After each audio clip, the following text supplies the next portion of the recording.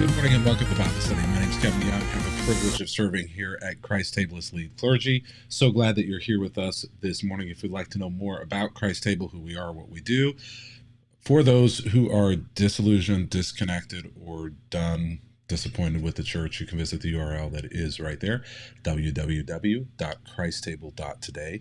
If you'd like to learn more about this study in particular, game on, all you need to do is visit the URL right there in front of me, go.christtable.today/game on. There you can get all of the materials for the study. You can get the curriculum printed out in this nice bound book. We also have a youth and family study guide there too that will walk you through this study in an age-appropriate way. It all comes as a part of this big box of resources. You can get that there. Also, a number of the materials are available absolutely for free. You can download the PDF of the curriculum without any strings attached. Don't even have to give your email address there. We give it away for free. But if you'd like to help us out, or if you'd like to have an actual physical printed copy of it to walk through this with, then you can get that there at go.christtable.today/game on. Today, we are continuing on day 5 of our study. It is the final day here of this week. We're focusing in on James chapter 4, verse 10, where we are looking at the final day of the most seemingly insignificant piece of the chess game, the very small pawn, which many people see as a throwaway piece in the game, but which we have over the last few days kind of expanded this out for those who are chess masters or know more about the game.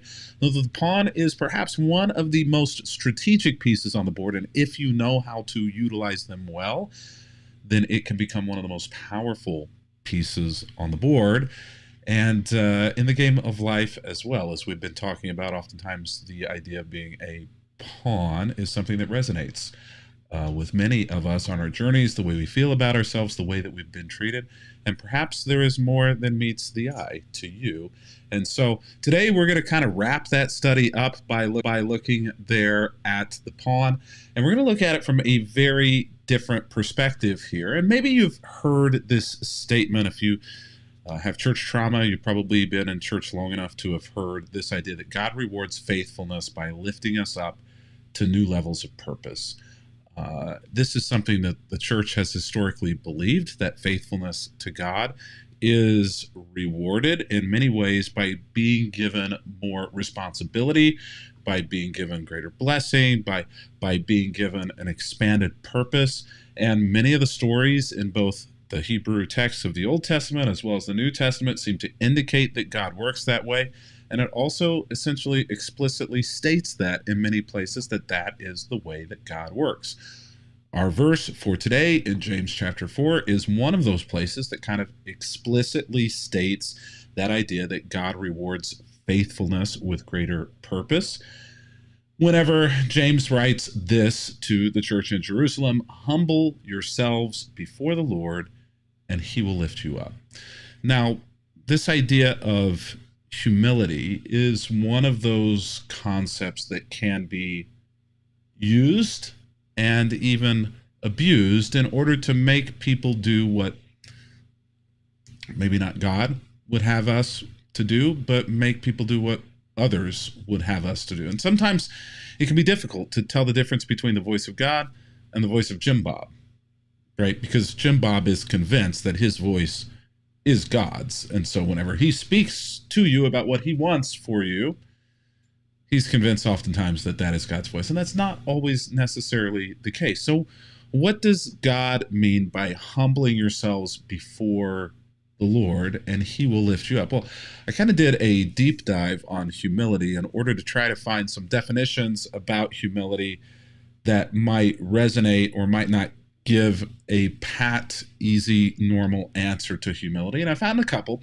The first one here, humility is bragging about your flaws, which made me chuckle a little bit because of, that left turn there. Humility is bragging about, usually we brag about our successes. Usually we hide our flaws.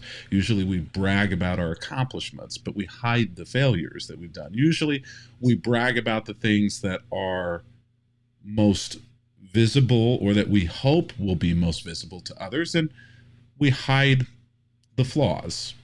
the things that we're least proud of or most concerned that people might see and dismiss us because. But humility, rather than bragging about your successes, bragging about the things that are good about you, bragging about your accomplishments, humility is about recognizing and bragging over your flaws, pointing out that you're not perfect, that you're not better than, that you're not without flaw. Another definition of humility that I really liked here: humility is the quiet realization that you are not the center of the universe, even though you are your own main character. And I thought that that gave just in fact, you might even want to write that down. The previous one, as well as this one in the study curriculum today. Humility is a quiet realization that though we are not the center of the universe, we are at the center of the story of our lives. And we don't get to write the story of the universe or other people's stories, but we do get to write our own. And so humility may be understanding your place in the grand scheme of things. And so whenever we come at, in fact, I'll just go ahead and put it up here real quickly again. Whenever we come at this verse, humble yourselves before the Lord and he will lift you up, a part of that is understanding your place, not overestimating your place and your value and your accomplishments and your worth. But also I think that means not underestimating your place and your value and your accomplishments and your worth. So there's a rut on both sides of the room, overestimating or underestimating. And so humility is perhaps not so much diminishing yourself, but recognizing your place, recognizing your strength, recognizing your weaknesses, and recognizing that you're not the center of the universe, and you are not the center of other people's universes, nor should you be. You're not the main character in other people's stories. And many of us have main character syndrome, not just in our life, but we have main character syndrome in other people's lives and in the world around us. And if you don't know what that is, then look up main character syndrome. That may be a good thing for you to do as a part of your study today. So there is a bit of a nutshell on humility. I thought about giving a biblical definition of humility, but you can probably find that rather easily. It's far more difficult to understand a general definition of humility.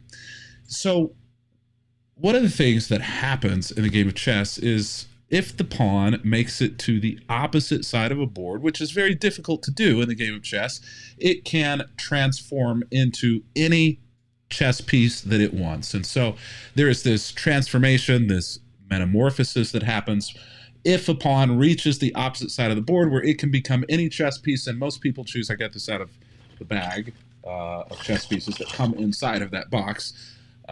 We'll talk about this piece in detail later, but this is the queen, who most would consider to be the most powerful chess piece on the board, and certainly the one that you want to protect.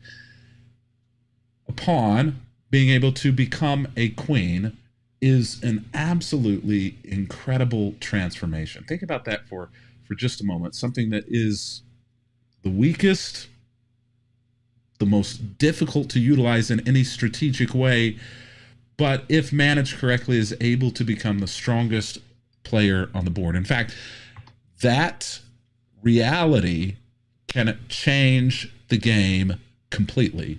Whenever a pawn begins to realize its own value and strength and become close to its purpose growing and changing because of faithfulness to traveling across that board, other players don't just take notice of it, but the opponent has to deal with it strategically. It changes the game completely. So one of the questions as we go and dive deeply into the curriculum today is this. In fact, there are more questions there. You can download that at go.christtable.today/gameon.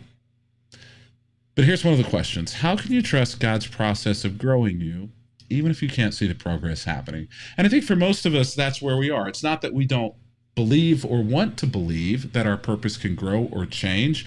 Whenever we are humble, whenever we respond and live in ways that are not just religiously centered and helpful, but are just good, moral, ethical ways to live, we want to live in a world where that is rewarded. We're being humble, we're being kind, we're being helpful, we're being a good person gets you further than being the opposite of those things. But if you don't see that happening, how do you trust that that's the way that the world works? How do you prevent yourself from becoming jaded? How can you trust God's process of growing even when you can't see progress happening? That's the question for today. It's been good to be with you this week. Looking forward to being with you next week as we select a different chess piece in order to study for those 5 days. I look forward to seeing you back here on Sunday as we start that off. God bless you. Have a great weekend.